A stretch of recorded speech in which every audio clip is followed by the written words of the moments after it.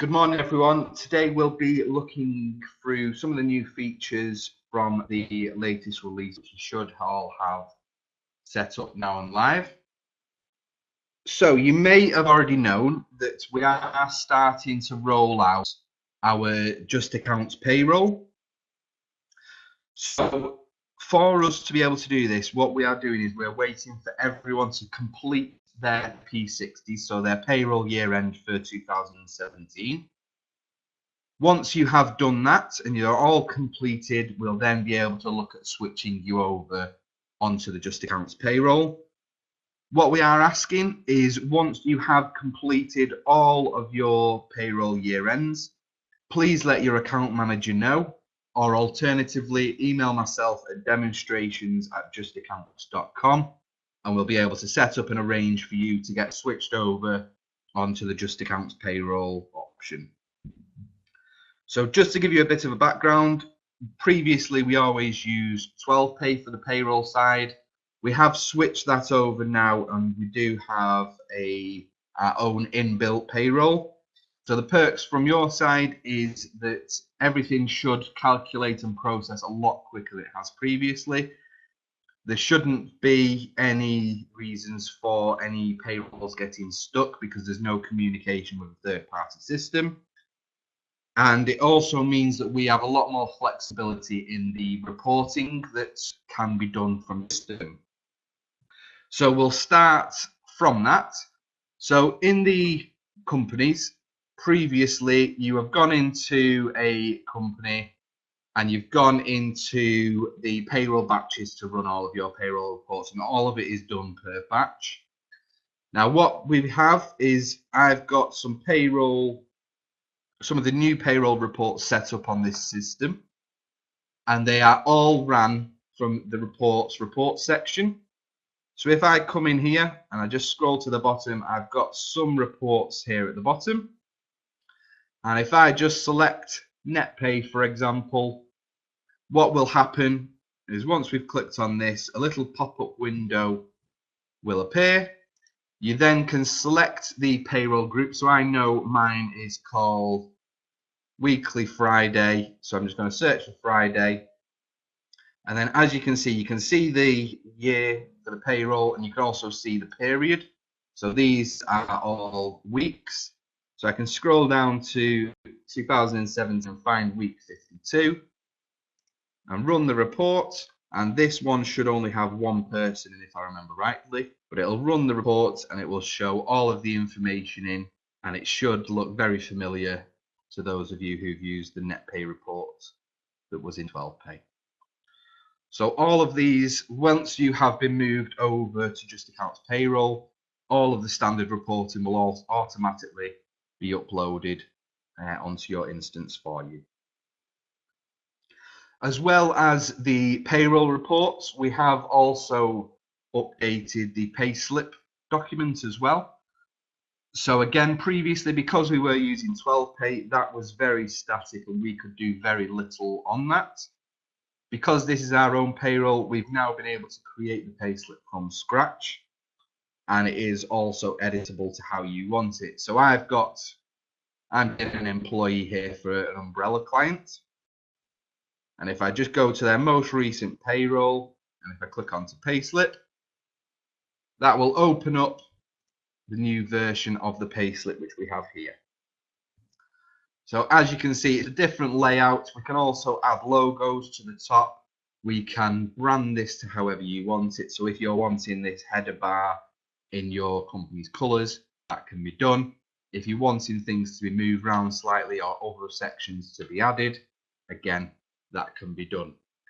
So once you have started to switch over, this will be the default one, and then obviously you can work with either myself or your account manager directly into getting that set up to however you want it to be.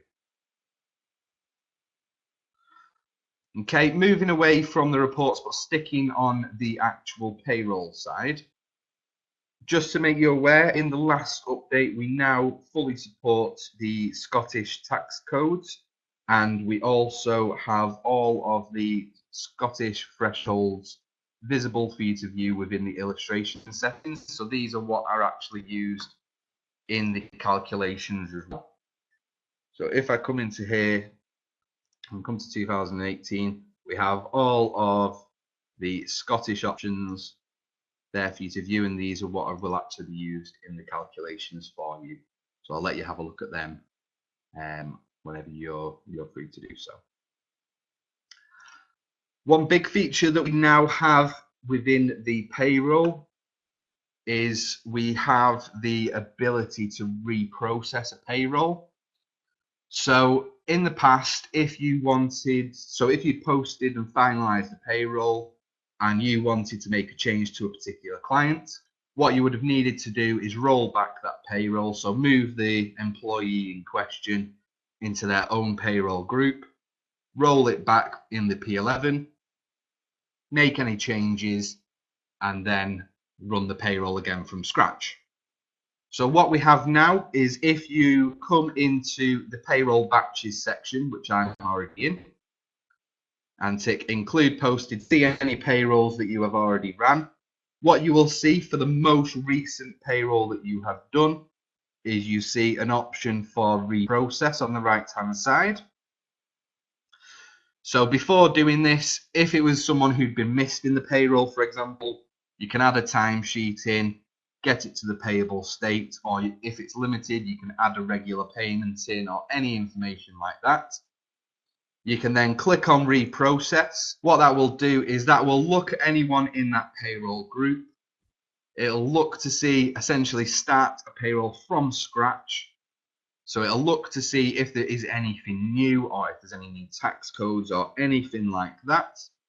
It will then calculate the payroll again, as it always has done, and take you straight to the calculated section for you then to check over to make sure you're happy with everything.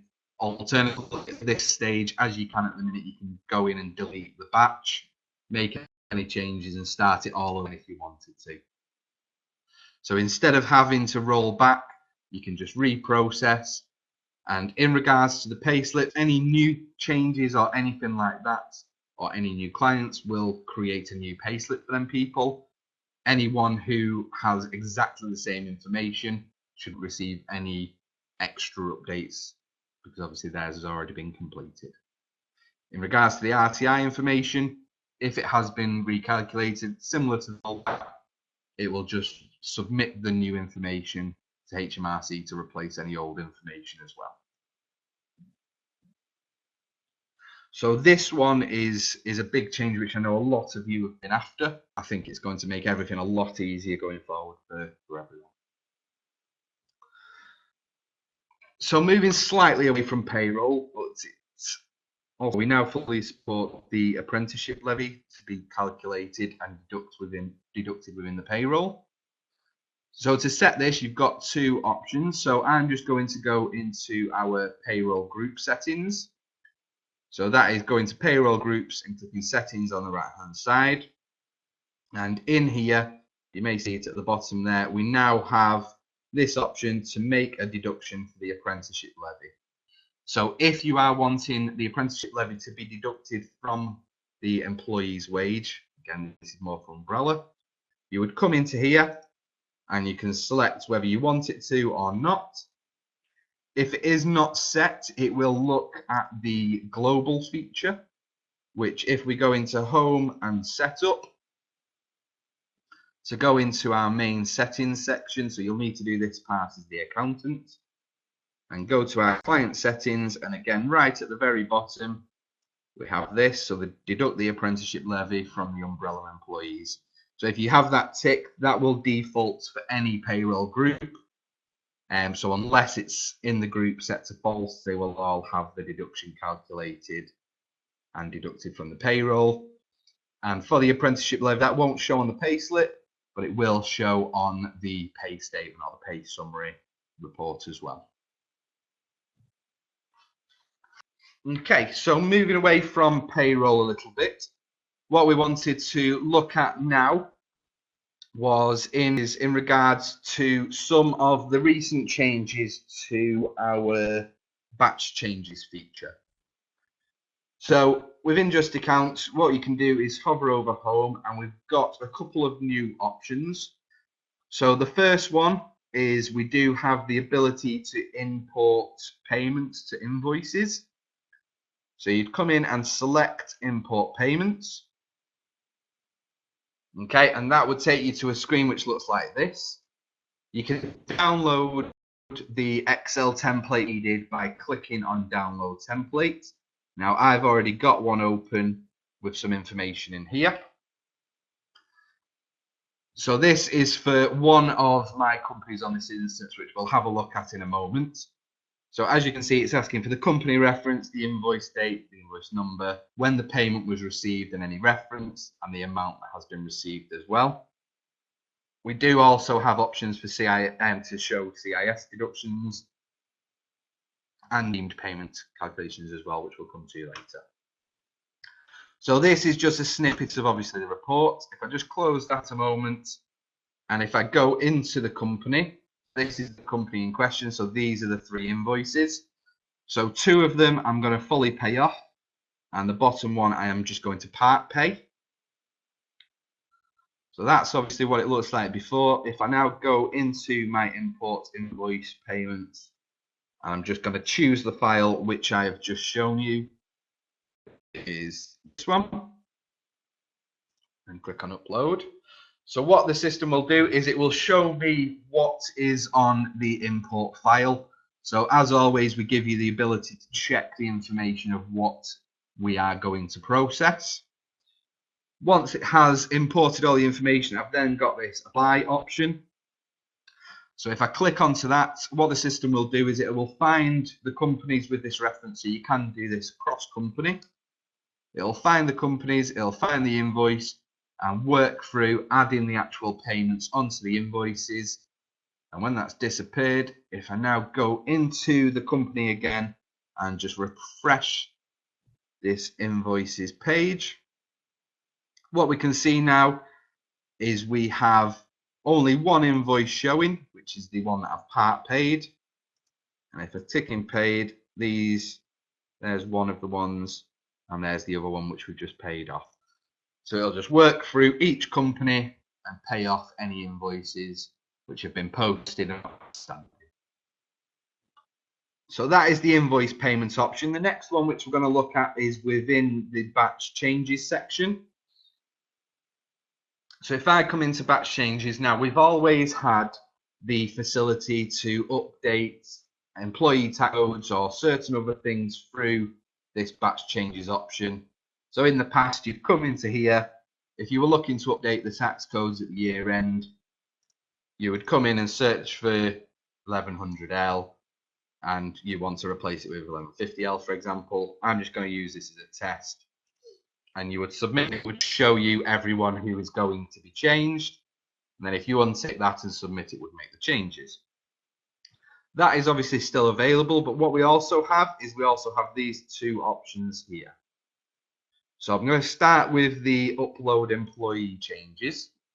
So if I come into here, it comes in again. I can download the template for what we're going to look at in a moment. And it tells me what fields can be changed in here. So this is a facility to import tax code changes first of all. So you can select what tax codes are going to be changed, and it searches by the employees or by the contractors through their NI number. And what we can also do is import the period pay, which is the regular payments for limited companies. So obviously this time of the year, the limited companies, if you are using the primary thresholds or the secondary thresholds, they will be changing. So you may need to import the new regular payments, and you can do this across all companies in one go instead of having to go into each one individually. So if I just open up the new version for this, so we've got our NI numbers, we've got our tax codes. For this, it can be 1s or 0s, or it can be true and false. Just copy them in. And we've also got what I want to change my regular payments to. So I've just gone for generic figures for pretty much all of them, apart from, as you can see, For one person, I've changed theirs to 1,000 just to give you a bit of an idea that they don't always have to be the same. I'm just going to save that after the update and go back to the system. Like always, you just select the file which you are looking to use and upload. Again, the system will then tell you which employees this is for. So it finds the employees and it then tells you what the old tax code is, what the new one's going to be, and anything in green is obviously what is being updated as well. So this is your check-in point, and then when you're happy with that, you can click on apply. And as we saw earlier, what that will do is that will just work through each contractor, updating the tax codes and updating their regular payments as well. Now with this as well, this can also be used to import tax code changes from HMRC during the period.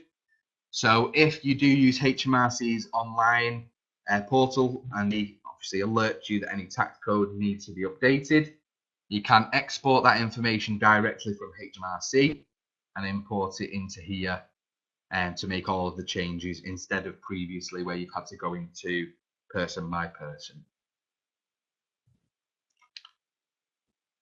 So again, this is just one of the changes which should hopefully save you and your team quite a bit of time.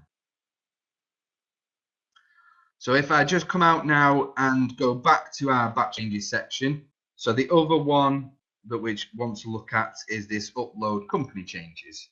So this one has been here a little bit longer. So this one was released 2 or 3 releases ago, but I know some of you haven't had a chance to have a look at this yet. So I just wanted to run through this one as well while we were in here. So this company changes, this allows you to change, as you can see, some of the fields of the trading statuses. You can add and update referral information to show if referrals have been paid or not. You can also disable companies in bulk and update posting periods as well. So again, like the others, you can download a copy of the template from here. And I've got one already, which is this one. So I've entered a bit of information in here already. So for 2 companies, I want to update the posting periods. And for one of the companies, I want to mark it as disabled. But obviously you can just enter the information for what you are looking to fill in, and that will be what's used to actually do the update. If I just go back, so as you can see at the moment, it's this particular company which I'm going to be disabling, and these 2 which I'm going to be updating the actual posting periods. So like we saw earlier, we just select the file, which for this one it is that, and upload. And again, it gives me the companies that are going to be updated. Now if I go into my companies list and update, as you can see, the Swift Limited has now been hidden as disabled. So you can batch update multiple all in one go for any of the options on the spreadsheet. They don't all have to be the same one each time. Okay, so the next section, which I just wanted to very quickly show you, is a new tile which we have available for the dashboard. So I know a lot of you use our agreeable documents feature, which allows you to upload a document directly onto the contractor's dashboard. So when they next log in, they can either read, agree, or log off. So a way of updating them either with contracts, terms and conditions, or just letters that you've received for tax code changes or anything from HMRC. So previously, once it has been accepted from your side, what you could do is come into the company and go to the particular employee. And then in this agreement section, you'll be able to see which documents have been uploaded, when they were uploaded, and when they were agreed. You can view the documents from in here, but previously the contractor, once they've agreed to it, they had to come to you to essentially get a copy of it. We now have, now you'll have to excuse me because I've got all of our tiles on this one, but we now have this agreed documents tile. So you can add this onto your contractor's dashboard, and if they click onto that tile, it then shows them a list of any documents which have been accepted by them. It shows the name, when it was accepted, and then they can go in and view that document just by clicking on view as well. So it just means now that you can give the client the option to view the documents instead of having to come through you. Okay, so the next section which we wanted to look at then was our updates regarding IR35.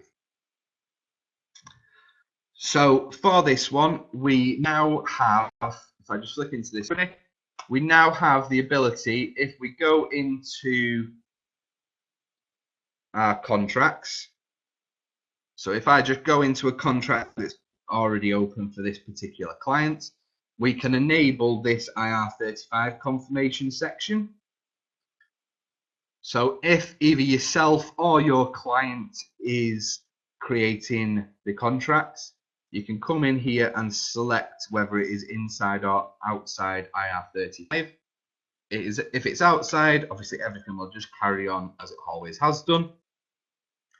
If it's flagged as inside, they will see a new option within the invoice section when either you're or they are creating the invoices.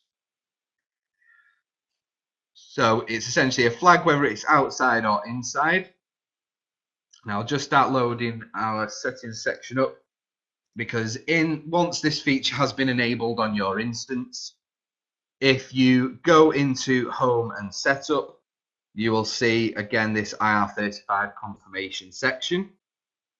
So we have this IR35 confirmation section where you can set if client can, first of all, flag inside or outside. You can also flag, if they do class it as outside, a warning of some kind, and you can select which nominals you want the invoice post to if it is within inside IR35. So that's where you actually set this up. In the contract is where you flag that it is inside. And then once it has been declared as inside IR35, if I go to raise an invoice, so exactly the same way as always, so into invoices and create an invoice. What I can now see is I've got this inside IR35 option in here. So you can flag per invoice whether it is in or outside IR35. So I'm just going to flag that this one is, and I'm just going to put it for a nice easy number of £1,000 with no VAT on there. I'm going to post that. So I, or the client, would send that invoice off to the agency. So as you can see, £1,000 is outstanding. The agency obviously does their calculation and deducts any amounts that is needed from their side. So then once the money has come in, so say for example, a payment of £800 has actually come in from the agency, I can come into add payment. I can select that £800 has been received, and I can select that the rest of it is the deemed payment. And if I post that, what the system will do, if I go into the payments, it will show that £800 has come in and it's been received into the bank. And the other 200 is classed as the IR35 deduction from the agency and is posted to whatever nominal you set in them settings that we looked at earlier. So it's possible to identify the payment as fully paying the invoice and calculating the deemed payment at the same time, and posting it to the associated nominal you've selected. If you would like the IR35 feature to be enabled on your system, all you need to do is contact your account manager or email us at demonstrations@justaccounts.com, and we'll get in touch and arrange for that to be set up for you, and can also walk through it in more detail with you if you'd like as well. Right, the next section then which we want to look at is to do with our CIS side. So as I'm sure a lot of you have seen over the previous weeks and previous releases, is we have done a lot of work recently regarding CIS. So we'd already released the CIS for limited companies section, so that's already available. What we have in this release is we have the ability to process CIS Sole Traders through Just Accounts. Will allow you to obviously raise the invoices as normal and then process the CIS deductions for the sole trader and create a pay statement at the end. So I've got a company set up for our CIS Sole Traders. So like the limited company side, if I go into my employees section, I will have a list of any employees within this company. Also, like obviously it would be on umbrella. And each one I have used the verify CIS subcontractor up at the bottom. And as you can see for this particular one, it's matched with a net payment. Okay. So each one has been verified. The company has been set up that it is CIS. It's also been set up in the background that it is for sole traders as well. So what we have is like you would have on umbrella, or like you would have if you do have timesheets set up for limited companies, you have the facility to import timesheets directly into a company. So this is an example of the one I've got. So they're all for one agency. We've got our 4 contractors on here. We've got their hours and rates. So what I can do within my CIS company is go into employees and import timesheets. I can select the file which I've just shown you. And as always, it will take me in and show me what is going to be imported. Then for the CIS side, what I would do is I would click import timesheets and approve. So that will set the timesheets up in the system. As you can see, they've now completed. So if I go to our timesheet section, and if I just hide these for the moment, we can see that there's 4 approved there, so the ones that I've just created. So for the CIS side, for the sole traders, I could come into the timesheet. We now have this invoice with purchase invoice option at the bottom. Now what I'm going to do is I'm going to use our batch update process, which again, what you can see in here is we have the invoice with purchase invoice option in here as well. So I'm going to select that. I've got my 4 timesheets which are ready to be approved. And what this will do, if I select them all, this will create me 1 invoice to the agency with all 4 clients on there.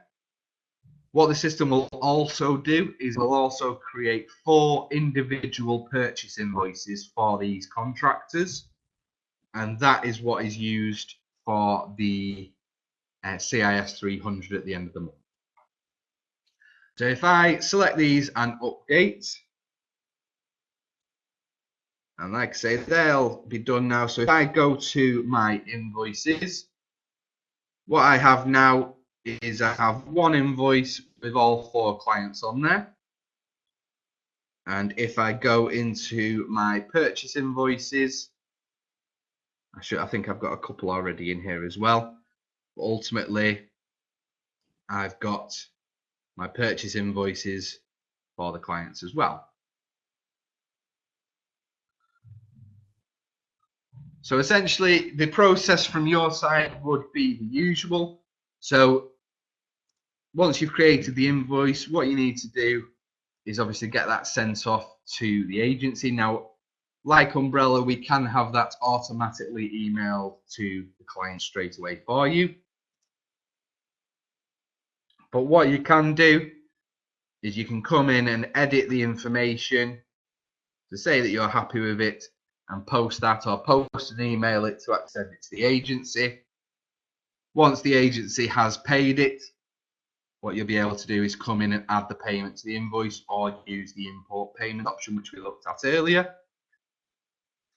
Now, when adding the payments, dependent on your status, if you are gross payment status, what we'll need to do is get rid of this CIS deduction.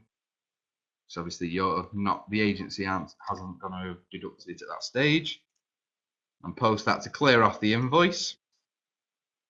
So at that point, depending on what bank you use, you could run a report, which essentially will look at each individual's timesheet, look at the purchase invoice, look at any margin that's set in the employee to give obviously their net take-home pays, to run a report to actually make the payments down into the bank. If I go back into the timesheets now as well, and I'm just going to find any timesheet, so I'll just go into this one. So to run the actual pay statement for your clients, it's all within the timesheet, so it's all nice and easy. You can see which statement refers to which invoice. And we have this option at the bottom for CIS statement. If I click on that, run the report for this particular client, pull up CIS statement for me, self-bill invoice for me as well. So again, like any reports we've looked at today, this is the default report that can be edited based on how you would like it to show. So logos can be added, colors can be changed, but ultimately it gives the contractor's details at the top. It gives their verification details and UTR. It gives the timesheet information. It shows the margin which you've got set in the employee. The net purchase, so the purchase invoice which we looked at earlier. It calculates the CIS deduction and gives the net payments as well. So that report can be run and sent to your clients. Alternatively, your clients can log on to their dashboard, view the timesheets and download the information from there. So that's the report. Then when it comes to the end of the month and obviously you've made the payments out, what you can do is come into the purchase invoices and flag the purchase invoices which have been processed by marking them that the payment has been made. And like I say, these are what I used when it comes to doing the CIS 300 for the clients as well. So for the CIS 300, again, this is exactly the same as if you were using CIS for limited companies. You would calculate the period. That would pull through any of the purchase invoices that have been processed and calculate obviously the amounts that have been deducted, which you can then submit directly to HMRC as well. If you are interested in the CIS Sole Trader, like with any of the features we've looked at today, if you are interested, all you need to do is contact your account manager or email us at demonstrations@justaccounts.com, and we can either run through them in more detail with you, or we can obviously get them set up on your live instance. I hope that you found the webinar useful this morning, and I do hope you are enjoying obviously the webinars that we are providing. Like I say, if you have any questions on any of the information or any feedback, please email us at demonstrations@justaccounts.com. But other than that, thank you very much for your time this morning, and I hope to see you again on future webinars. Thank you very much.